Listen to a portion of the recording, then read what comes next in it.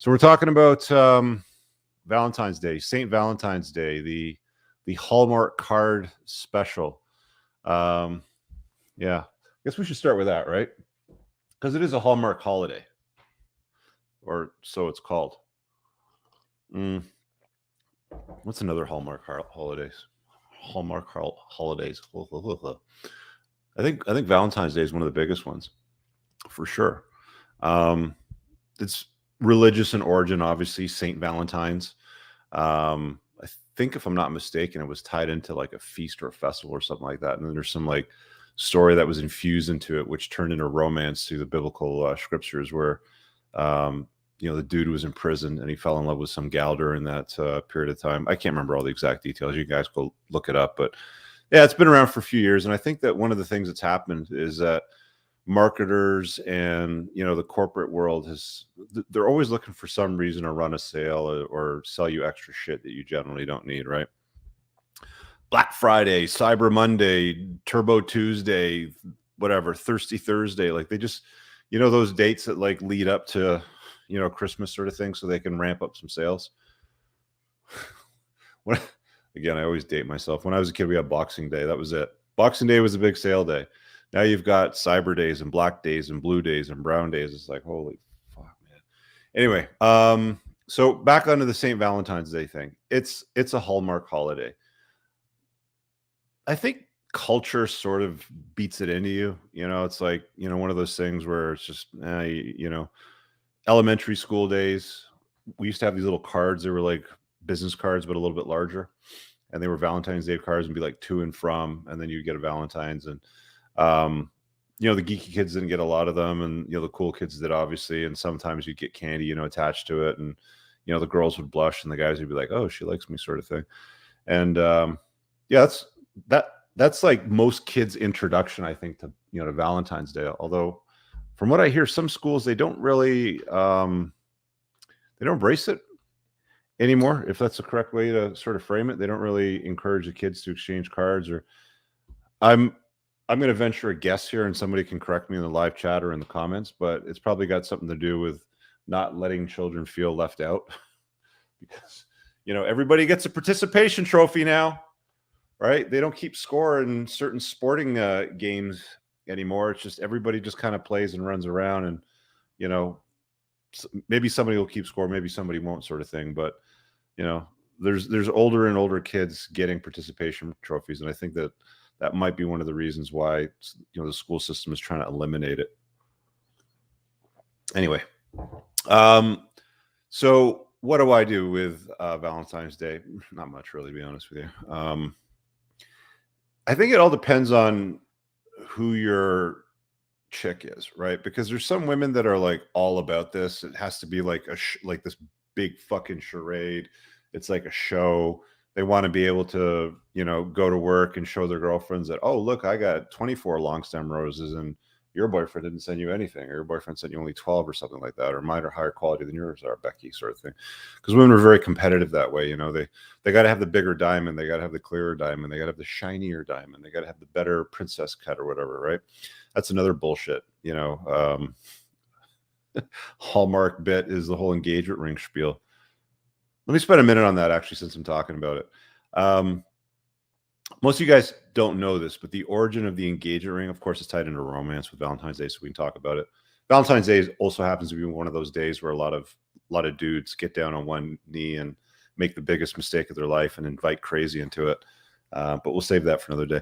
But the whole notion of engagements and engagement rings and diamonds was like, it wasn't a big one. Like, diamonds weren't that valuable back in the day when they sort of kicked this off. But it's like they had them, and then they made this big marketing project, which they sold to the public along the lines of, well, if you love her, you should invest in that relationship and that love, and buy her a diamond and spend 3 months of your salary to no, sorry, they didn't start with 3 months. I think it was 30 days of your salary to show her that you love her. So you spend 1/12 of your annual income to give her this shiny piece of polished dinosaur shit that was in the ground a few years ago before they dug it out and polished it up, sort of thing. Because that's all it is. It's just compressed carbon. And then, the marketing team ran that for a while, and they sold a lot of diamonds, telling guys, spend 1 month of your salary on a piece of dinosaur shit and give it to a girl and tell her that you love her and marry her. And the marketing team must have, back in those days, I think it was in the 20s, it's like, Bob, did you see how well that shit worked? Yeah, Bill, that was incredible. They fell for it. Let's do this next year. Instead of doing 30 days, let's tell them 3 months and see if they buy that shit. Okay, let's give that a shot. And then they did. And then that's how you've, arrived at the 3-month thing today. Although in some cases they even go farther and they ask for more. But, it's one of those hallmark things, right? Diamonds, by the way, they don't have a lot of value.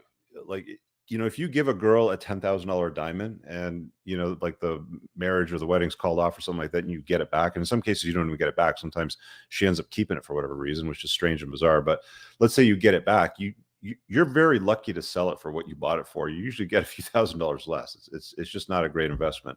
But that's what they convince people to do. It's the same thing with Valentine's Day. Chocolates, flowers, candy.